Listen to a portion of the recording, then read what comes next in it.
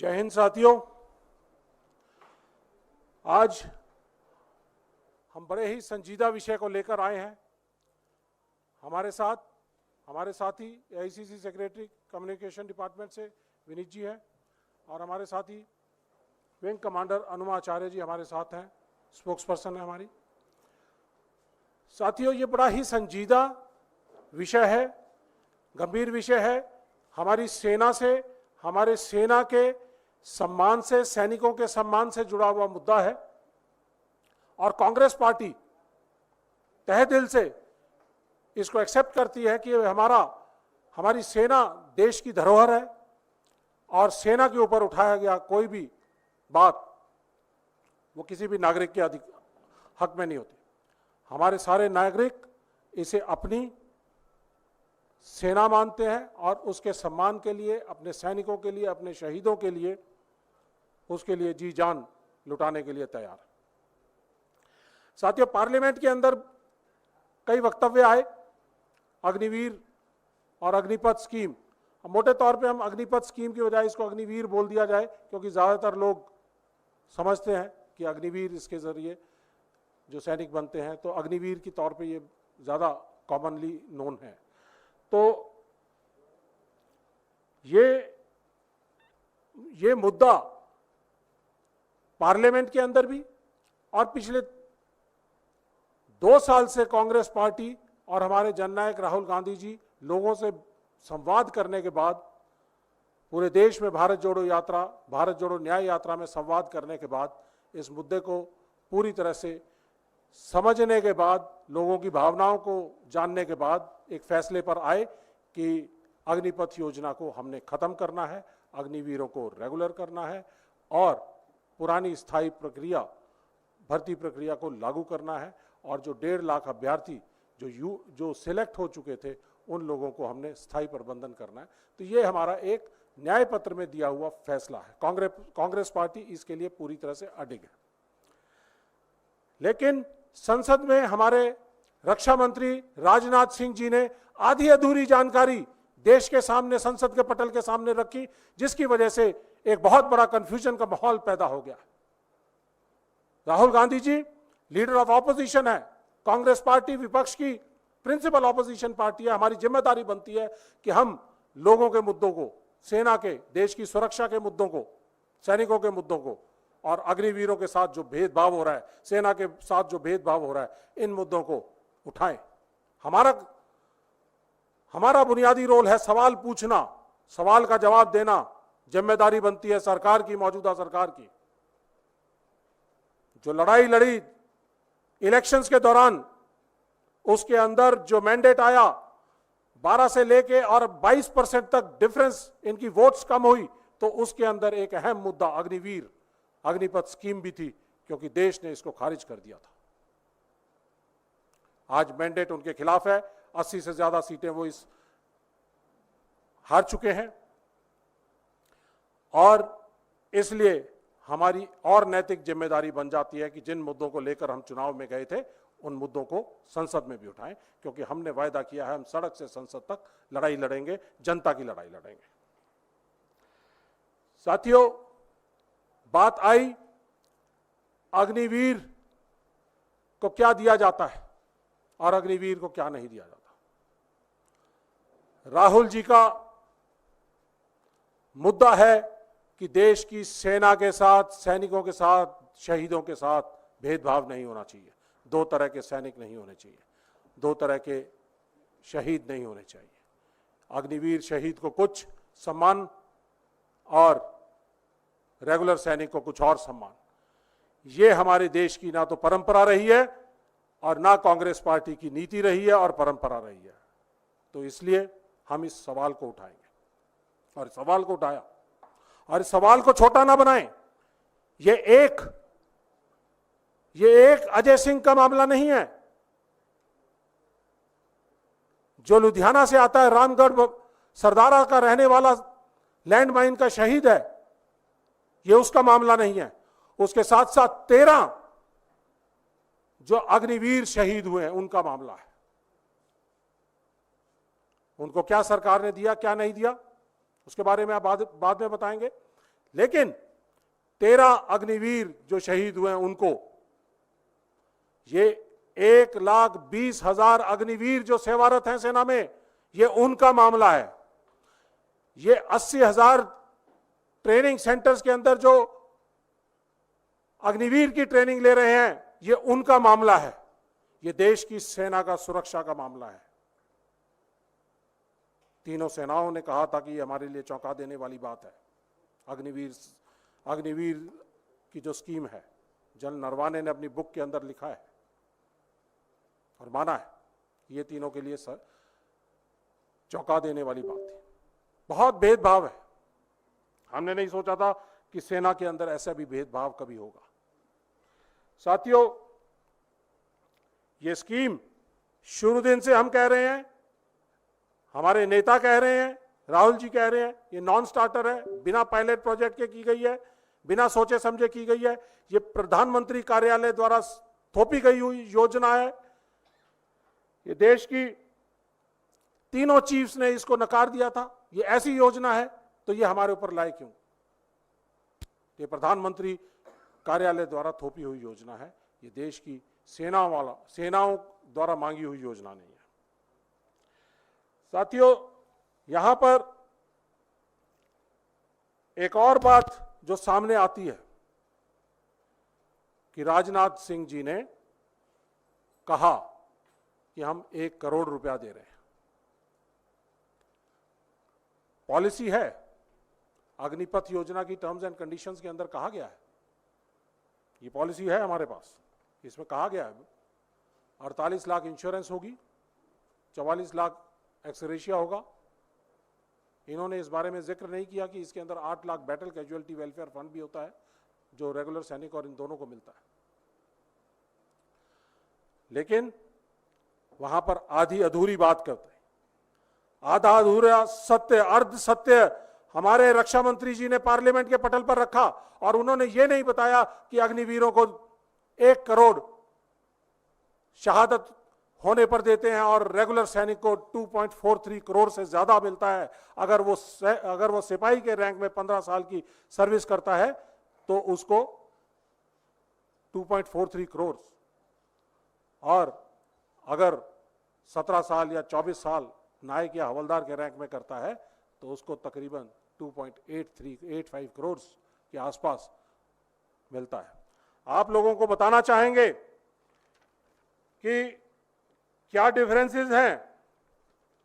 वो डिफरेंसेस आपको जानकर हैरानी होगी कि हमारे जो अग्निपथ स्कीम के तहत जो हमारे रेगुलर सैनिक हैं, जो अग्निवीर हैं, उनको 48 लाख इंश्योरेंस, रेगुलर सैनिक को 75 lakh, x gratia amount Agniveer को 44 लाख, रेगुलर सैनिक को 55 लाख। शहीद का दर्जा रेगुलर सैनिक को, अग्निवीर को कोई शहीद का दर्जा नहीं, एक्स सर्विसमैन का कोई दर्जा नहीं। दोनों को 8-8 लाख रुपया बैटल कैजुअलिटी फंड से मिलेंगे, दोनों के लिए वो बराबर है।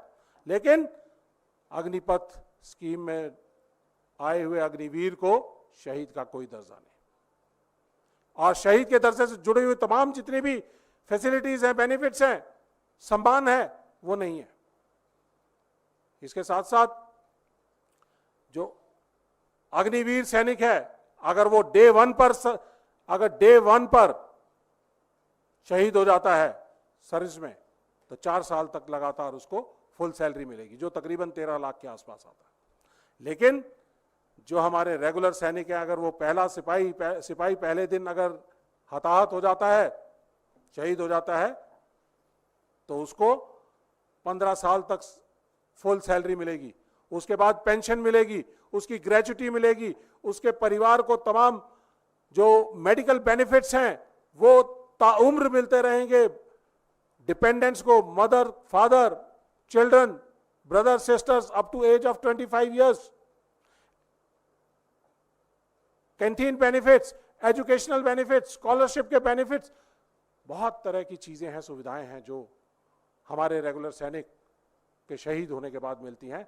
अग्निवीर के शहीद होने के बाद मात्र 1 करोड़ रुपया देकर और उसके परिवार को अपने हाल पर छोड़ दिया जाता है। ये भेदभाव, ये भेदभाव है, इसके लिए हम लड़ाई लड़ रहे हैं, हमारे जननायक राहुल गांधी जी लड़ाई लड़ रहे हैं और इसको हम इस भेदभाव को सेना में खत्म करना चाहते हैं। तो साथियों, बात आई थी कि 1 करोड़ देते हैं। मैंने आपको बताया ये 1 करोड़ का मसला नहीं है, ये सेना में हमारे जवानों का, हमारे सैनिकों के मान और सम्मान का उसकी बात है। तो इसलिए बड़ा ज़रूरी है कि इस मान और सम्मान को बरकरार रखते हुए हम अपनी सेना के अंदर इस तरह की भेदभाव वाली, इस डिस्क्रिमिनेशन करने वाली स्कीम को तुरंत प्रभाव से इसको ख़त्म किया जाए। साथियों, एक और चीज़ बताना चाहूँगा कि मोदी जी अगर इस स्कीम को बहुत बेहतर मानते हैं तो 2014 में उन्होंने सैनिकों के नाम पर, राष्ट्रवाद के नाम पर, देश को मजबूत करने के नाम पर, मजबूत सेना देने के नाम पर, दोनों बॉर्डर्स को सेफ करने के नाम पर वोट मांगी थी और आपने भर भर कर वोट दी थी। 2019 में उन्होंने पुलवामा के नाम पर, बालाकोट स्ट्राइक के नाम पर कहा था कि मैं पहले फर्स्ट टाइम वोटर से कहना चाहूंगा कि अगर उनकी वोट हमें मिल सकती है तो वो सही श्रद्धांजलि होगी। आपका ये कार्यकाल 2024 में आपने इतनी पाथ ब्रेकिंग और इतनी बढ़िया फ्लैगशिप स्कीम, अग्निपथ स्कीम अगर लेकर आए हो तो आपने क्यों नहीं इसके नाम पर वोट मांगे? खोए हैं वोट, क्योंकि आपका राष्ट्रवाद का जो ढकोसला था, सूडो नेशनलिज्म था, वो चरमरा गया, लोगों का विश्वास आपके ऊपर खत्म हो गया और तभी आपको जहां जहां से हम जो कहते हैं कि जहां से फौज में सैनिक आते हैं, नर्सरी कही जाती है, वहां पर आपको 80 से ज्यादा सीटों का नुकसान हुआ। तो इसलिए हम इनको बताना चाहेंगे कि आपने ये देश के लिए गलत स्कीम लेके आए हो, सेना के लिए गलत स्कीम लेकर आए हो और अगर आप इसको वापस नहीं करते, कांग्रेस पार्टी ने वचनबद्ध है कि वो इसको वापस करेगी। इसके साथ साथ अग्निपथ योजना के कुछ और चीजें मैं पहलू बताना चाहूंगा कि अग्निपथ स्कीम एक ब्रॉडर इशू है जो देश की सुरक्षा के लिए, हमारे 2.5 फ्रंट बॉर्डर्स हैं, पाकिस्तान का और चाइना का एक्टिव बॉर्डर्स है, समुद्री सेनाएं हैं 6500 किलोमीटर की, उनको महफूज रखने के लिए हमारे को सेना की जरूरत है, मजबूत सेना की, रेगुलर सैनिक की जरूरत है जो कि ट्रेंड सैनिक होने चाहिए। लेकिन अग्निपथ स्कीम के जरिए हमें untrained, half trend, battle harden soldier नहीं मिल रहे हैं। 6 महीने की ट्रेनिंग में उनको झोंक दिया जाता है और अग्निवीर बना दिया जाता है, अग्नि के अंदर झोंकने का काम किया है। हमारे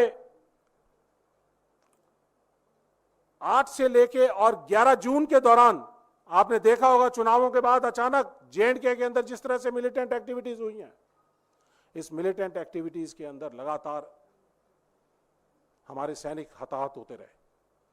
और इसके अंदर एक और इंपॉर्टेंट बात यह है कि देश में हमारी सेनाओं की संख्या अग्निपथ स्कीम लाने की वजह से घट गई है। 2019 से 22 के दौरान 3 लाख सैनिक हमारे कम हो गए। 75,000 के हिसाब से हर साल सैनिक फौज में आते थे। 2019 से 22 के दौरान 3 लाख सेना कम हो गई और अग्निवीर 75,000 की जगह पे 40,000 लिए जा रहे हैं, तो 35,000 का वहां डेफिसिट आ रहा है। तो हमारी अब सेनाएं तकरीबन 11 लाख के आसपास की रह गई हैं। तो साथियों, इस वजह से J&K में जो सिक्योरिटी हम पहले जो दे पाते थे, गैप्स आ रहे हैं। राष्ट्रीय राइफल यूनिट्स, उनके अंदर स्ट्रेंथ की कमी हो गई है। हमारी जो रेगुलर इन्फेंट्री रेजिमेंट्स हैं जो वहां पर काउंटर इंसर्जेंसी के ऑपरेशंस करती थी, उनकी संख्या कम हो रही है, उनकी यूनिट स्ट्रेंथ कम हो गई है और उस यूनिट स्ट्रेंथ कम होने की वजह से गैप्स डेवलप हो गए हैं। और आपको याद होगा, कुछ दिन पहले 50,000 से ज्यादा CRPF पैरामिलिट्री के फोर्सेस को इंडक्ट करना पड़ा जब ये 4 दिन लगातार मिलिटेंट अटैक्स हुए, क्योंकि उन गैप्स को कवर करने की जरूरत थी, नहीं कर पा रहे थे। तो इसलिए 50,000 पैरामिलिट्री फोर्सेस को इंडक्ट करके हमने अपनी ऑपरेशनल सिस्टम्स को दुरुस्त किया। और पहले इनकी जरूरत नहीं पड़ती थी, सेना अपने आप ही सब कुछ काम कर लेती थी। ऑपरेशनल तौर पर ये सारी की सारी फौजें जो हैं पैरामिलिट्री फोर्सेस उनके अंडर कमांड आती थी और जरूरत पड़ने पर एडिशनल यूनिट्स को इंडक्ट कर दिया जाता था। लेकिन अब हमें पैरामिलिट्री का भरोसा लेना पड़ रहा है, 50,000 सैनिक वहां से इंडक्ट करने पड़ रहे हैं। ये एक अग्निपथ योजना का एक नुकसान है जो देश को आने वाले समय के अंदर मिलेगा, देखने को मिलेगा। तो साथियों, सेना के ऑपरेशनल इश्यूज, ट्रेनिंग के इश्यूज, कम ट्रेन्ड सोल्जर्स को एम्प्लॉयबिलिटी रेस्ट्रिक्शंस डाल दी गई हैं कि हमारे अग्निवीर सैनिक ना तो इंडिपेंडेंटली डिप्लॉय हो सकते, ना सेंसिटिव लोकेशंस पे, ना हार्श कंडीशंस के अंदर। तो हमें कैसे सैनिक चाहिए?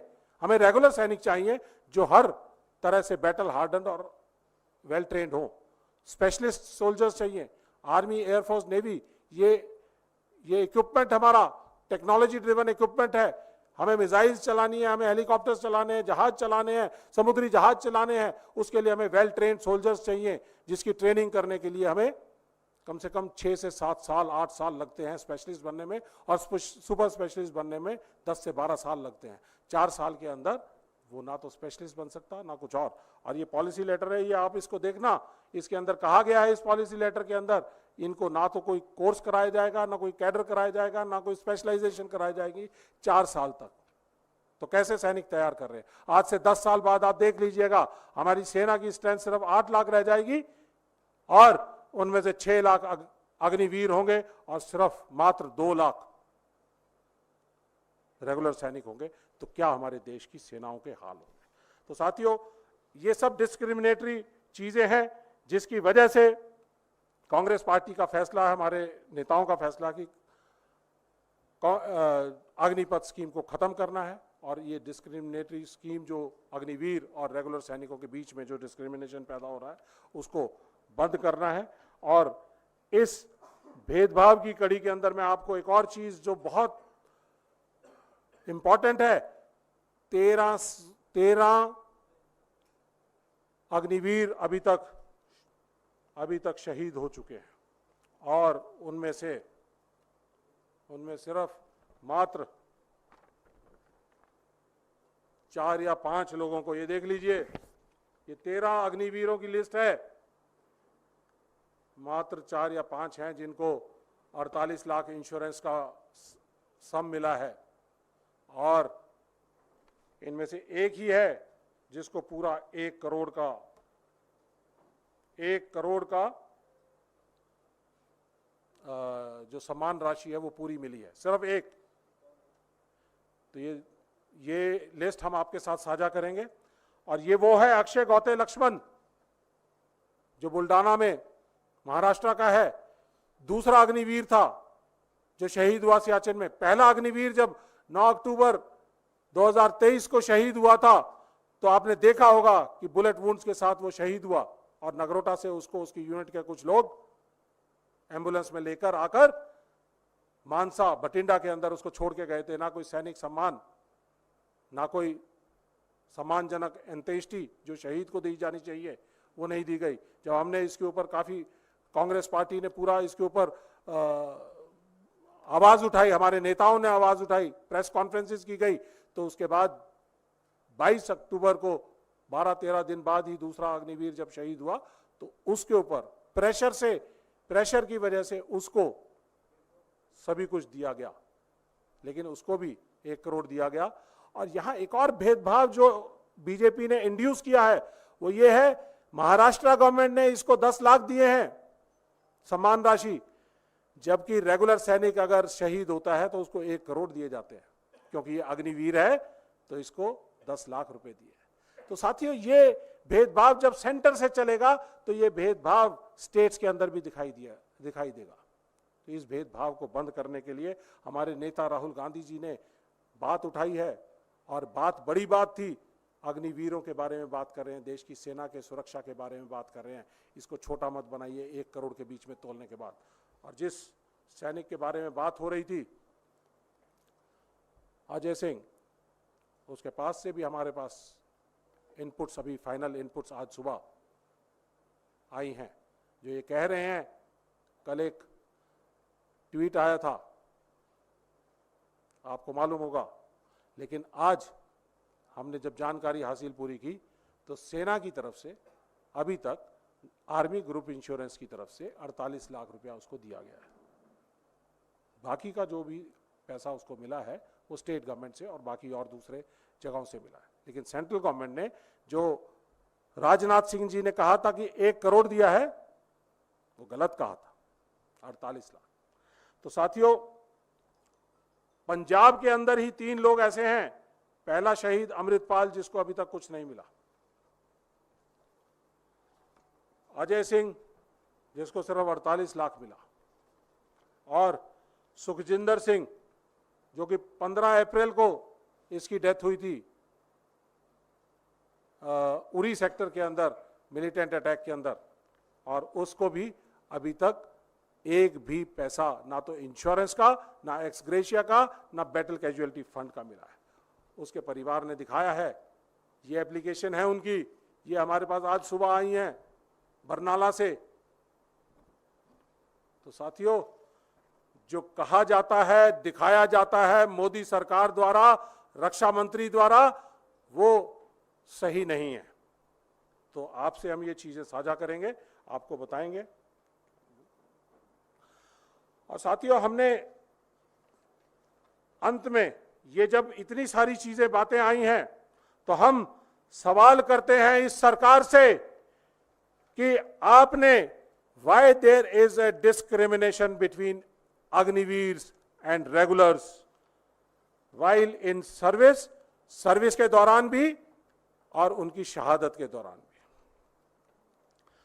अगर 13 अग्निवीर लोग शहीद हुए हैं पिछले 1 साल के ऑपरेशंस के दौरान, तो जवाब दीजिए, पिछले 1 साल में जून 2023 से लेके और आज तक, जब से अग्निवीर सेना में ऑपरेशनल हुए हैं, तब से आज तक कितने अग्निवीर शहीद हो चुके हैं और कितने रेगुलर सैनिक शहीद हो चुके हैं, और अग्निवीर सैनिकों को क्या दिया जा रहा है और रेगुलर सैनिकों को क्या दिया जा रहा है, अग्निवीर सैनिकों को क्या नहीं दिया जा रहा है, ये भी बताइए। और 13 जो अग्निवीर जो डेथ हुई हैं, उनके रीजंस भी बताइए। अगर दिए जा रहा है तो उनको पूरा अमाउंट दिया जाए, पूरा सम्मान दिया जाए, और उनको सम्मानजनक अंत्येष्टि जो कि एक शहीद की होनी चाहिए, वो आपने 13 के 13 अग्निवीर को दी है या नहीं दी है, और अगर नहीं दी है तो क्यों नहीं दी है। और अगर आप ये कहना चाहते हो कि वो 4 या 5 क्वालिफाई करते थे, बाकी 8 या 9 क्वालिफाई नहीं करते थे, तो आपको बताना पड़ेगा, मानना पड़ेगा कि अगर वो क्वालिफाई नहीं करते थे तो क्यों नहीं करते थे।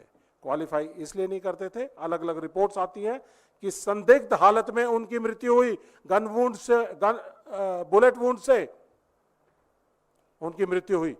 अगर आप उसको सुसाइड मानते हो या कोई और वजह मानते हो, अगर आप ये कहते हो कि 13 में से 4 ही या 5 ही शहीद हैं और बाकी 8 या 9 सुसाइड केस हैं, तो हमें बताना पड़ेगा, आपको जवाब देना पड़ेगा कि 8 या 9 सुसाइड्स कैसे हुए, क्या हालात थे, किन हालातों के अंदर उनके सुसाइड्स हुए, क्या उनकी ट्रेनिंग एडिक्वेट थी, क्या उनका मेंटल प्रेशर झेलने की ताकत उनके अंदर थी, मेंटली रॉबस्ट थे, फिजिकली रॉबस्ट थे। सीधे ही ट्रेनिंग के बाद 6 महीने की बेसिक ट्रेनिंग के बाद उनको आपने ऑपरेशनल कंडीशंस के अंदर झोंक दिया। आपको जवाब देना पड़ेगा कि 8 या 9 ये अगर सुसाइड्स हैं तो क्यों हैं।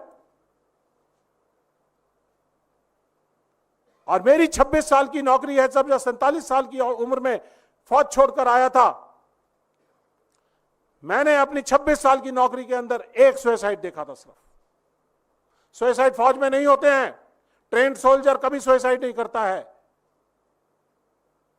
अगर ये 8 या 9 सुसाइड हो रहे हैं तो इसका मतलब कि वो मेंटली स्ट्रांग नहीं हो पा रहे हैं। ट्रेनिंग उनको मेंटली स्ट्रांग करती है, रोबस्ट करती है और हर तरह के हालात को झेलने के लिए ताकत देती है। तो इसका मतलब कमजोर सैनिक देश को दिए जा रहे हैं, जो सही नहीं है। और हम इन सब बातों के ऊपर, अग्निवीर योजना के ऊपर, इस भेदभाव के ऊपर, अग्निवीर वर्सेस रेगुलर्स के ऊपर और सुसाइड्स के ऊपर, शहीदों के ऊपर, उनके एमोल्यूमेंट्स के ऊपर, उनके सम्मान के ऊपर, इस सारे के ऊपर सरकार से डिमांड करते हैं कि आप व्हाइट पेपर लेके आइए, सारे देश को बताइए, गुमराह मत करिए पार्लियामेंट के अंदर आधा अधूरा अर्ध सत्य बताकर।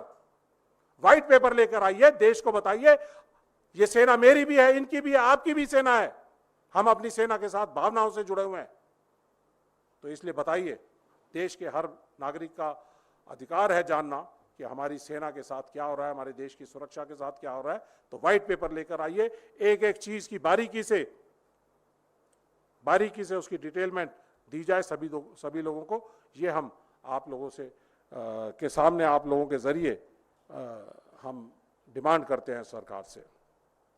अब मैं समराइज करने के लिए या कुछ और चीजें जो ऐड करना चाहती हैं हमारी साथी wing commander Anumacha. Good evening, friends. Colonel Rohit Chaudhary has brought out at length the issues related to Agnipath scheme. The government is bringing out half-truths, entangling this into technical intricacies, and using ADGPI's authorized handle for misleading information to the people of India. We condemn it. Personally, I feel that Mr. Rajnath Singh in the parliament has said that the scheme was discussed with 158 organizations. This is shameful, because this is a scheme, it is to be discussed internally only with the stakeholders. Agnipath scheme or any scheme of the government is not for discussion on the streets or for media trial. It has to be foolproof. It has to start with a pilot project, which did not happen. The government has categorized the martyrship to what we call death in action or killed in action. That they have categorized. One is Agniveers and the other is regular soldiers. Now what we have to say is, one, it is a very irresponsible way to treat Indian Armed Forces. Secondly, even when the SSC officers, the Short Service Commission officers, their families are entitled for pension, family pension, in that case, why the Agniveers are not entitled for those schemes and those deliverables. Now, this is a chart which will be shared with you. You would know what is the difference between Agniveers and the regular soldiers, what all things are not given to them, benefits are not given to them. So you will be, this will be shared with you. और एक बात और कहना है कि सरकार इस पर भ्रामक जानकारियां दे रही है, इस पर वाद विवाद कर रही है, लेकिन ये अग्निपथ स्कीम तुरंत प्रभाव से खत्म होना चाहिए, क्योंकि ना तो सेना के लोगों से इसके ऊपर कोई डिस्कशन किया गया था, जैसा कि बताया जनरल नरवाने की किताब में 4 स्टार्स ऑफ डेस्टिनी में भी ये लिखा है। और दूसरी बात ये है कि किसी भी अग्निवीर से अगर आप पूछेंगे कि क्या उसे रेगुलर भर्ती चाहिए, ये सवाल उन पर भी होना चाहिए जो स्टेक होल्डर्स हैं। क्या कोई भी अग्निवीर ये कहेगा कि उसे रेगुलर भर्ती नहीं चाहिए? ये सवाल एक सरकार के लिए है। हम चाहते हैं कि सरकार इस पर श्वेत पत्र जारी करे, और जिस तरह से 158 एजेंसियों की बात की है, राजनाथ सिंह जी को उसका स्पष्टीकरण देना चाहिए कि उन्होंने सेना के अंदर डिस्कशन के बजाय किन एजेंसी से बात करके इस स्कीम को वो लेकर आए हैं। पहले लगभग 35 लाख लोग सेनाओं में आते थे, अब केवल 10 लाख लोग आते हैं। तो हम सिर्फ ये कहना चाहते हैं कि शहादतों के साथ, सैनिकों के साथ और सेना के साथ सरकार राजनीति बंद करे। हम अग्निवीरों की तरफ से ये कहना चाहेंगे कि दिल से ना निकलेगी मरकर भी वतन की खुशबू, हमारी मिट्टी से भी खुशबू ए वतन आएगी। जय हिंद। आपके सवाल।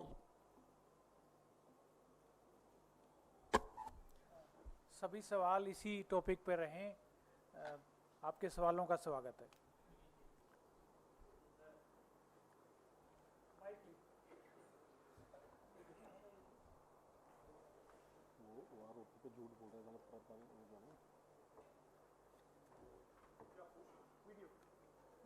सॉरी क्वेश्चन माइक दे दो ना इनको।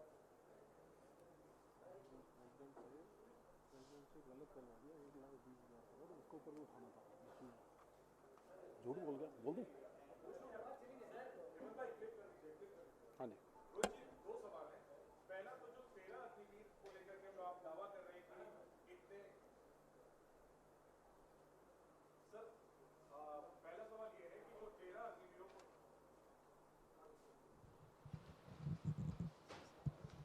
हाँ ओके।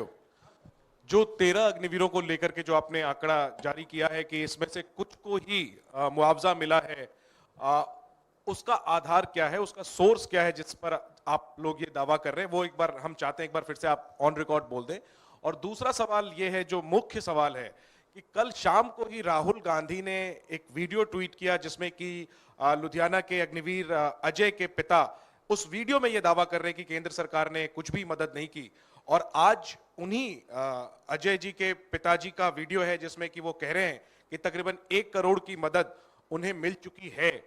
तो सवाल यह है कि अग्निवीर की नीति पर सवाल उठाना एक बात है, और ये जो अजय के पिता के का जो वीडियो कल राहुल गांधी ने ट्वीट किया वो कब का वीडियो है, और लोकसभा में भी आपको सत्यापित करने को कहा गया है आपके नेता को के बयानों को, तो क्या वो सत्यापित करेंगे स्पीकर के पास जो उन्होंने अपने भाषण में दावा किया है? पहले वो 13 वाला जवाब दे दीजिए।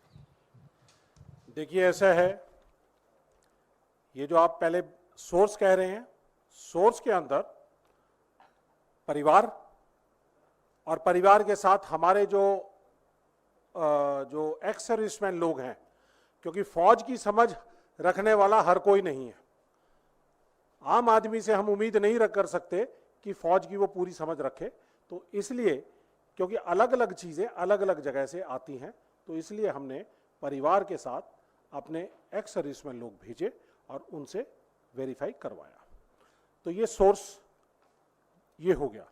रही बात कि ये जो आप कह रहे हैं कि जो वीडियो के बारे में जो आपने बात की है, देखिए आज सुबह की ये अजय सिंह जो रामगढ़ सरदारा का है लुधियाना, उनके यहाँ पर हमारे लोग भी गए हुए थे और हमने अलग अलग सोर्सेज से इसको वेरीफाई कराया है। देखिए आपको जानकर ये है, जानना ज़रूरी है कि क्या क्या एमोलूमेंट्स टर्म्स एंड कंडीशन के अंदर दिए गए।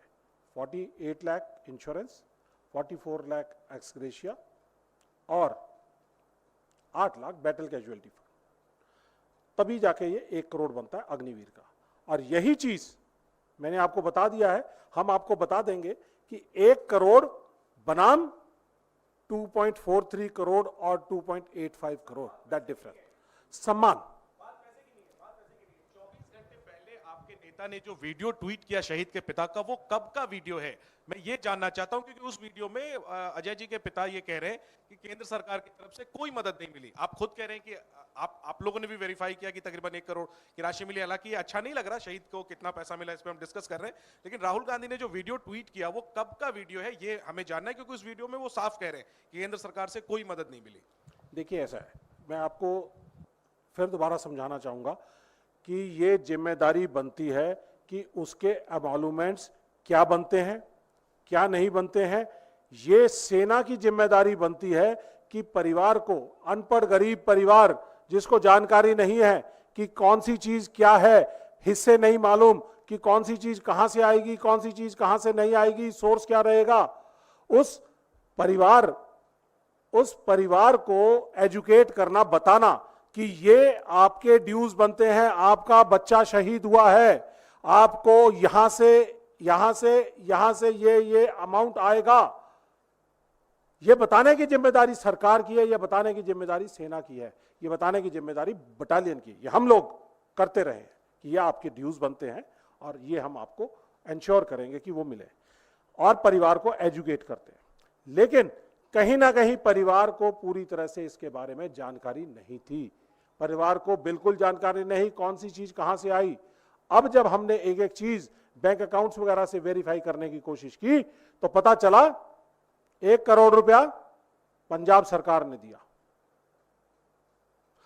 50 लाख रुपया आईसीआईसी बैंक के इंश्योरेंस से आया है।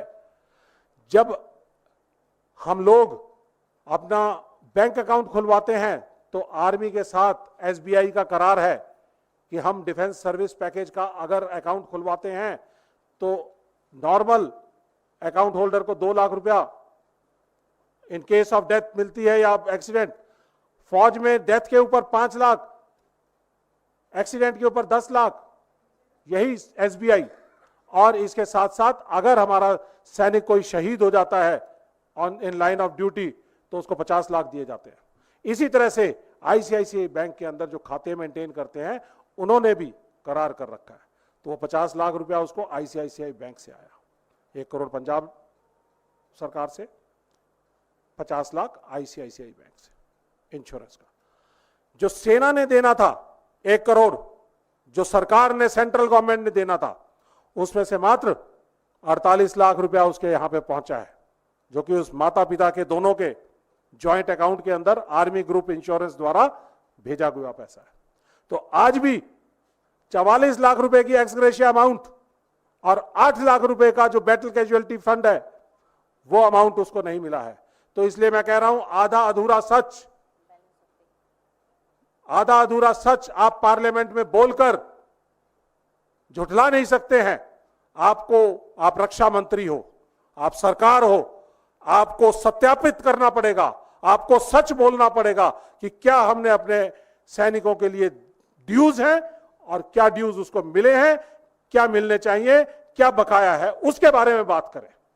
और इसके साथ साथ एक और चीज है, 4 साल तक लगातार उसको सैलरी मिलेगी। अभी तक उसको सैलरी, अजय सिंह के परिवार में जो लगातार उसकी हर 4 साल तक सैलरी आनी चाहिए थी, वो सैलरी नहीं आ रही है।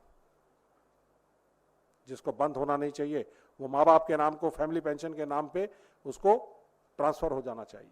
इसी तरह से बरनाला से सुखजिंदर सिंह है, उसका परिवार गुहार लगा रहा है, चक्कर काट रहा है, मेरे सैनिक को, मेरे शहीद को चक्कर लगाने की जरूरत नहीं पड़नी चाहिए, ऑटोमेटिक उसके पास ये सब चीज पहुंच जानी चाहिए।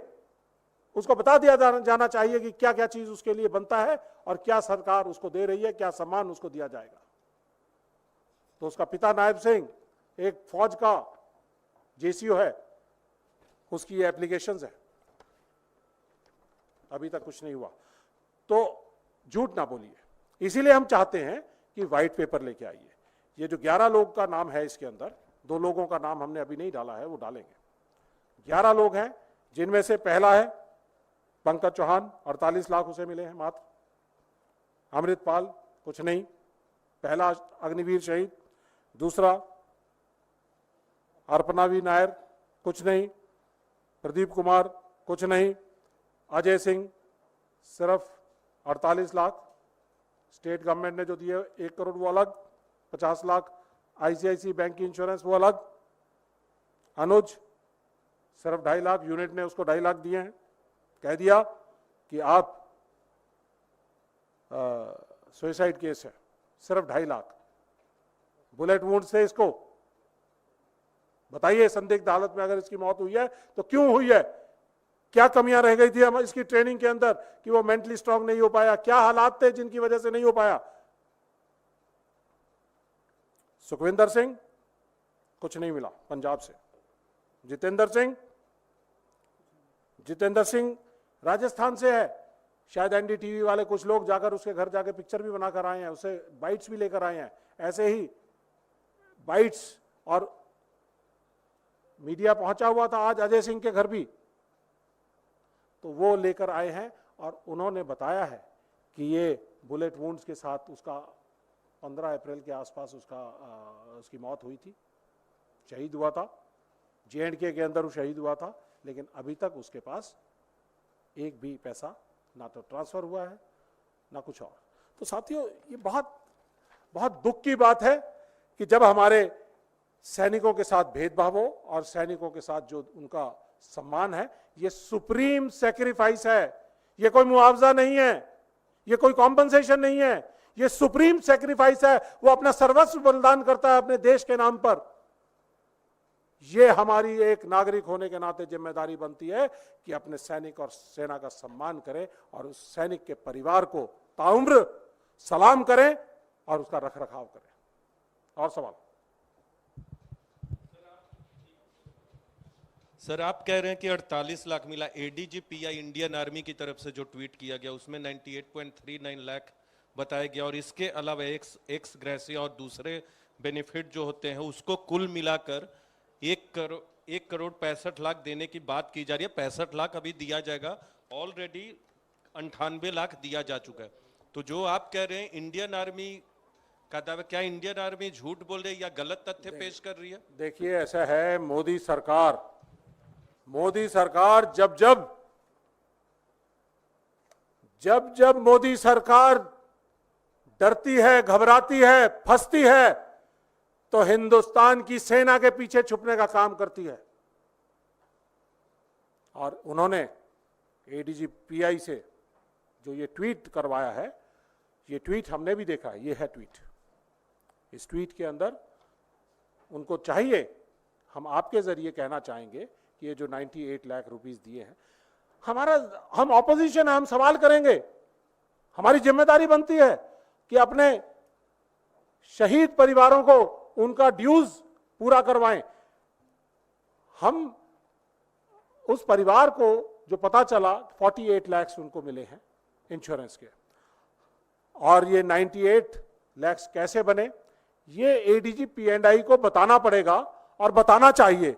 और हम जानना चाहेंगे कि जब अग्निपथ की जो पॉलिसी है उसके अंदर देख लीजिए, क्लोजअप लेके देख लीजिए, यहां पर लिखा हुआ है, अच्छी तरह से देख लीजिए और सवाल करिए एडीजी P&I से। मैं सैनिक हूं, लेकिन जो भी गलत चीज होगी उसके बारे में हम सवाल करेंगे, जवाब देना उनका अधिकार है, वो बताएंगे। इसमें लिखा हुआ बड़ा clearly, death in service on bona fide duty, insurance 48 lakh, one time ex gratia 44 lakh, full pay up to 4 years, और जो सेवानिधि है उसका बचा हुआ हिस्सा, वो सब कुछ उसको दिया जाएगा, तमाम जो उसका एक्यूमुलेटेड प्रोविडेंट फंड है। तो साथियों, मैं ये एडीजी P&I से भी, हमारे सेना से भी जानना चाहूंगा, एजुकेट होना चाहूंगा कि जब सेना कहती है, पॉलिसी कहती है कि ये 92 लाख होंगे और 8 लाख बैटल कैजुअलिटी फंड के बारे में जिक्र नहीं किया, तो वो 8 लाख बैटल कैजुअलिटी फंड होगा, 1 करोड़ होगा। तो ये 1 करोड़ से 1,67,00,000 कैसे बना, मैं ये सवाल करना चाहूंगा। फौज में हम 1 रुपया भी किसी की सैलरी या पेंशन या कोई और चीज या एमोलूमेंट या बेनिफिट एक्स्ट्रा नहीं दे सकते। तो आपने 1 करोड़ को 1,60,00,000 या 67 लाख कैसे बनाया, ये मैं जानना चाहूंगा। और अगर प्राइवेट बैंक्स अगर कोई आपको इंश्योरेंस दे रहे हैं, क्या वो पैसा भी आप अपने साथ जोड़कर 1,67,000 बनाने की कोशिश कर रहे हैं? या प्राइवेट ऑर्गेनाइजेशंस जो अपने शहीद को सम्मान देना चाहती हैं, तो क्या वो पैसा भी इसके अंदर जोड़ा जा रहा है? 1 करोड़ से 1,67,00,000 कैसे बना, मैं एडीजी P&I से साफ साफ पूछना चाहूंगा। Be straight on your back. Do not lie down.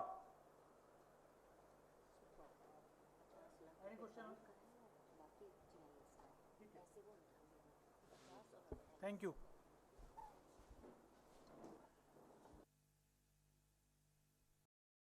Last में मैं जो ना अपनी बात खत्म करने से पहले, क्योंकि आप सब लोग हमारे बड़े प्रिय मीडिया कर्मी हैं और हमारे राहुल गांधी जी ने बड़ी मेहनत से पिछले 2 साल से बात उठा रहे थे, तो इसलिए ये लौ आपके अंदर भी जलती रहनी चाहिए।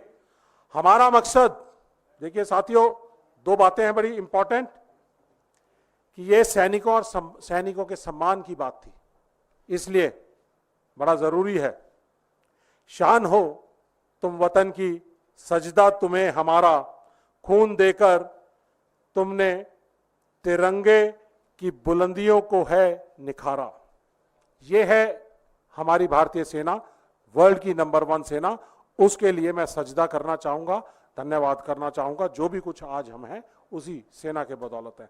और आखिरी बात यह है, जो राहुल गांधी जी ने आवाज उठाई है सड़क से संसद तक, उसको आगे तक उस लॉ को लेकर चलने की जिम्मेदारी हम सब की है। और दुष्यंत कुमार की कुछ लाइनें हैं वो पढ़ना चाहूंगा आपके लिए।